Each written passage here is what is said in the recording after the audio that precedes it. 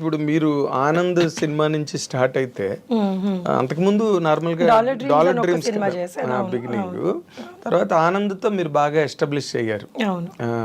అందులో డైలాగ్ ఉంటుంది కదా, ఎవరు పేరు చెప్తే అని చిరంజీవి గారు ఇంద్ర సీన్ వేసి నువ్వు సినిమాలు ఎక్కువ చూస్తావు అన్నాడు. ఆ డైలాగ్ ఎంత పేలిందంటే థియేటర్లో. ఇప్పుడు కూడా ఎవరైనా సినిమాల గురించి మాట్లాడితే నువ్వు సినిమాలు ఎక్కువ చూస్తున్నావు. అవును, చాలా ఏళ్ళు చాలా మంది అది ఓత్పదం అయిపోయింది చాలా మందికి. అంటే మీరు ఆ జోనర్ క్యారెక్టర్స్ అంటే బాగా బోర్ కొట్టేసిందా మీకు? ఆనంద్ తర్వాత అలాంటి క్యారెక్టర్ అసలు హార్డ్లీ చేశాను, నేను చేయలేదు అసలు. Anand was one of the characters అంతే. దాని తర్వాత ఆనంద్ లాంటి క్యారెక్టర్ పడలేదు కూడా. బట్ మీరు తర్వాత రన్ ఆఫ్ ది క్యారెక్టర్స్ ఏవైతే ఉన్నాయో వాటితో మీరు కంఫర్టబుల్ గా లేరండి? ఉన్నాను. అంటే ఇప్పుడు ఆనంద్ తర్వాత ఏమైంది అంటే, నేను ఆనంద్ తర్వాత ఇమీడియట్గా సినిమాలు చేయలేదు. ఎందుకంటే I had my baby and దాన్ని చూసుకోవడం వల్ల నేను కొన్ని 1-2 ఇయర్స్ చేయలేదు. దాని తర్వాత when I was back to Hyderabad, నేను బెంగళూరు నుంచి హైదరాబాద్ షిఫ్ట్ అయిన తర్వాత ఐ థాట్ ఎందుకు నాకు దేవుడు ఇచ్చిన అవకాశం ఎందుకు దీన్ని వదులుకోవాలని మళ్ళీ ఐ రీస్టార్టెడ్ మై కెరియర్ అనమాట ఆనంద్ తర్వాత. దాని తర్వాత కొంచెం చిన్న సినిమాలు అవి ఇవి పడుతుండగా బొమ్మరిల్లు ఇలాంటి సినిమాలు పడ్డాయి. సో బొమ్మరిల్లు కూడా నాకు మంచి పేరు తెచ్చింది, సినిమా హిట్ కాబట్టి. అవును, అది ఒక కల్ట్ ఫిల్మ్ కదా. అబ్సల్యూట్లీ అవును. సో తర్వాత వచ్చిన రోల్స్ అన్ని మీరు కంఫర్టబుల్ గానే ఫీల్ అయ్యారా, లేదా ఫోర్స్డ్ గా చేశారా?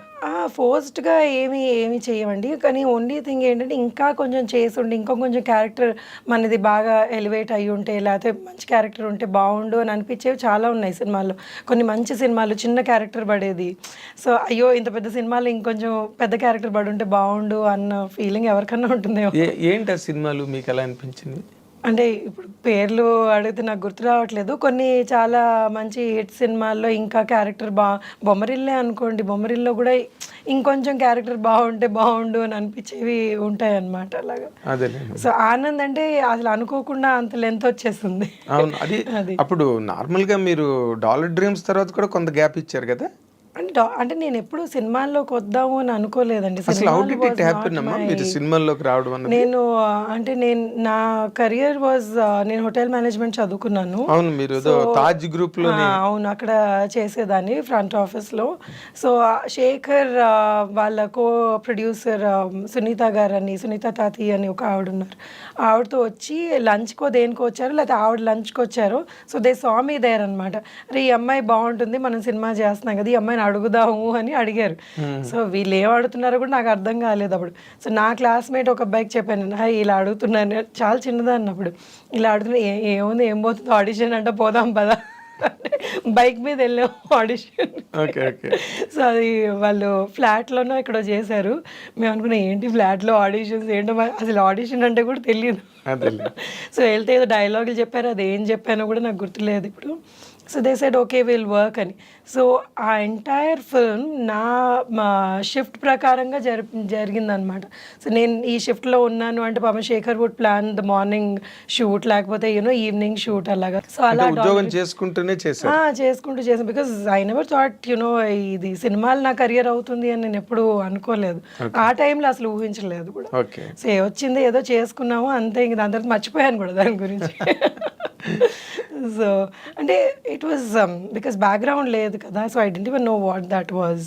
మీరు మామూలుగా మీ బ్యాక్గ్రౌండ్ ఏంటమ్మా? అంటే మా పేరెంట్స్ ఇద్దరు బ్యాంక్ అండి, సో దే యూస్ టు ఎస్బీఐలో పనిచేసేవాళ్ళు. అండ్ మా గ్రాండ్ పేరెంట్స్ కానివ్వండి ఏమన్నా వాళ్ళందరూ ఎంప్లాయీస్ అనమాట. ఓకే, సినిమాకి సంబంధించిన వాళ్ళు ఎవరు లేదు, అస్సలు కనెక్షనే లేదు.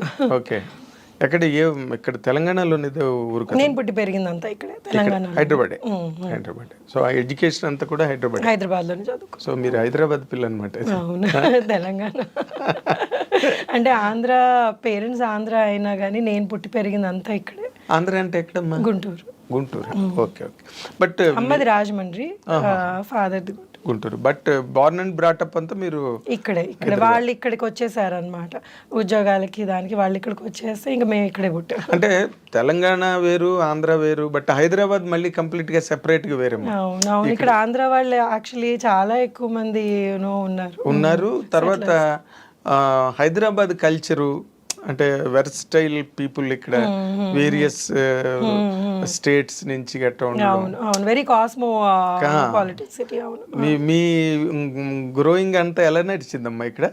అంటే యు ఆర్ ఫాస్ట్ గర్, అంటే మామూలుగా ట్రెడిషనల్ కన్వెన్షనల్ గర్ల మీరు? అంటే I can be both. So ఇటు you know I can understand what fast, because నా ఫ్రెండ్ సర్కిల్ ఇలా కూడా ఉన్నారు. And being traditional because I'm married and you know, so మా ఇన్ లాస్ సైడ్ వీళ్ళందరూ చాలా ట్రెడిషనల్. సో అలా కూడా ఉంటాను అనమాట. So I can adapt myself to both the cultures. అంటే మీకు చాలా తొందరగా అయిపోయినట్టుంది మ్యారేజ్ కదా? అరేంజ్డా no marriage? Love marriage. Okay. Love come అరేంజ్డా? Love come arranged.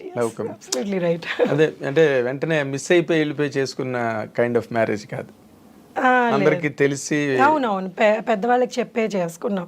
అంటే ఇప్పుడు వాళ్ళ పేరెంట్స్ కూడా తను కన్విన్స్ చేసి, వాళ్ళు కొంచెం ఇబ్బంది పడ్డారు. ఎందుకంటే తెలుగు అమ్మాయి అని, వాళ్ళు తమిళియన్స్, తెలుగు అమ్మాయి అని కొంచెం వాళ్ళు they were not very comfortable. But my husband's cousins and all చాలా వాళ్ళని కన్విన్స్ చేసేసి, లేదు మంచి అమ్మాయి అదే నబ్బడిలో మంచి జడ ఎవరికి తెలియదు కదా, సో కన్విన్స్ చేసి అందరూ నటిస్తారు కదా పెళ్లికి ముందు, తర్వాత పెళ్ళి అయిన తర్వాత కదా. అయ్యో మరి అంటే నటిస్తారు అని ఏం కాదు, అంటే కానీ జనరల్ గా పెళ్లికి ముందు అందరూ ఎవరి బార్డర్స్ లో వాళ్ళు ఉంటారు. They want be good, best side portray చేస్తుంటారు. పెళ్ళేక అసలు సినిమా స్టార్ట్ అవుతుంది. అవును, అబ్సల్యూట్లీ రైట్. కానీ ఇంకోటి ఏమైతుందంటే యాజ్ యూ గ్రో కదండి, they are lot of things that change within us also. మన వ్యక్తిత్వం చేంజ్ కాదు, కానీ కొన్ని మనకి యునో మనం వాట్ వి ప్రయారిటైజ్ ఇవన్నీ చేంజ్ అవుతూ ఉంటాయి. సో పెళ్ళైన వెంటనే లేదు మనకి యునో ముందు ఒకలాగా ఉన్నావు ఇప్పుడు ఒకలాగా ఉన్నావు అంటే we can't even say that. ఎందుకంటే ఎవరి జర్నీ వాళ్ళది, ఆ జర్నీలో వాళ్ళు మారుతూ ఉంటారు. సో అది యాక్సెప్ట్ చేసి if you still together then that's the marriage కదా. ఎగ్జాక్ట్లీ అదే మ్యారేజ్ అంటే. మనం లేదు మనకు సెట్ కాలేదు అంటే you know you have to be prepared for such things. కొన్నిసార్లు సెట్ అవ్వవు. ఈ చేంజెస్ లో కొన్ని డిఫరెన్స్ వస్తుంటాయి. మీకు ఎప్పుడు you are happy, comfortable in my marriage? And my marriage అయ్యి ఇప్పటికి 24 years అండి. So we did have ups and downs లేని మ్యారేజెస్ ఉండవు కదా. సో అప్స్ అండ్ డౌన్స్ ఉన్నాయి. We use to fight and again you know, లేదంటే లవ్ మ్యారేజ్ లో అదొకటి ఉంటుంది ఎక్కడో. నువ్వేంటి మాట్లాడేది, సో నువ్వు ఎక్కువ అంటే నేను ఎక్కువ అన్న ఫైట్స్ చాలా ఉంటాయి. ఇప్పటికీ మా డాటర్ అంటుంది, ఇప్పుడు ఇంట్లో పని వాళ్ళు కొట్టుకుంటారంటే మీరిద్దరు వారు ఆపండి అని. అంటే ఏం లేదంటే ఇట్స్ జస్ట్ దట్ డిస్కషన్ అనమాట. ఎవరు తగ్గవు బేసికలీ, లేదు అని.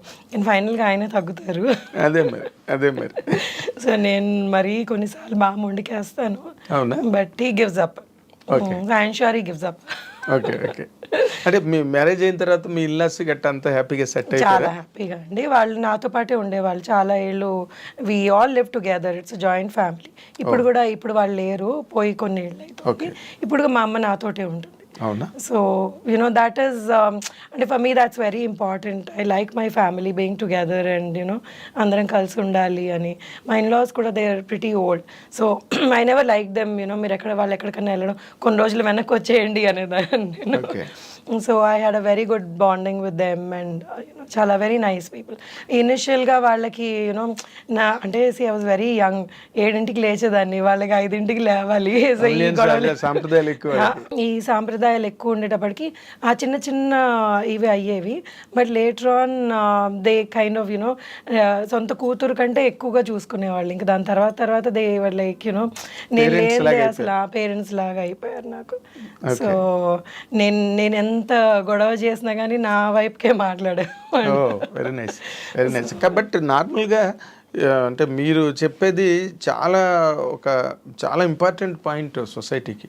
ఎందుకంటే చాలామంది ఇవాళ రేపు గర్ల్స్ మ్యారేజ్ చేసుకున్న తర్వాత ఇల్లాస్కి దూరంగా ఉండాలనుకోవడం, లేకపోతే వాళ్ళ ప్రెజెన్స్ ని అంత బాగా like I always loved being with them and you know they were nice and నాకు ఎన్ని నేర్పించారు వాళ్ళు how to run the family అన్నది నేను వాళ్ళ దగ్గర మా అమ్మ నేర్పించలేదు. Mummy was very carefree you know women. I mean మా మమ్మీకి ఏంటంటే షీఈ్ అగైన్ న్యూక్లియర్. మేము చిన్నప్పుడు పెరిగిందంతా మా పేరెంట్స్ మేమిద్దరు అక్క చెల్లెలం అనమాట. సో వీ వర్ నాట్ అంటే ఒకటి they were very well connected to their family but we had a separate family. మాది మేము సెపరేట్గా పెరిగాం అనమాట. సో మా ఫాదర్ వెళ్ళి వాళ్ళని కలవడం, లేకపోతే పెద్దనాన్నలు అత్తయ్యలు వాళ్ళని కలవడం, మా మమ్మీ వెళ్ళి వాళ్ళ సిస్టర్స్, ఇదంతా. But then they were nobody lived in our house. So నాకు పెళ్ళయిన తర్వాత యునో అందరం కలిసి ఉండడం అప్పుడు వచ్చింది. And I really enjoyed it. నాకు అది ఎప్పుడు లేదు సెపరేట్గా ఉండాలి, నాకంటూ ఒక ఇల్లు కావాలి అని ఎప్పుడు అనిపించలేదు. They never made me feel like that. They never made me feel like that and they taught me so many things. నేను కొన్ని విషయాలు అంటే ఇప్పుడు చాలా చిన్నది ఇది, ఈ నెల అయ్యాక ఈ సరుకులు తెచ్చుకోవాలి అని మా మమ్మీ తెచ్చేసేది, మాకు తెలిసేది కాదు, ఏం కాదు. సో ఇలా లిస్ట్ రాసుకొని తెచ్చుకోవాలి, మనం ఇందులో ఉండాలి అన్నది ఇవన్నీ మా అత్తగారు మామగారు నాకు నేర్పించారనమాట. My father in law was from railways and he was my God. అసలు ఎంత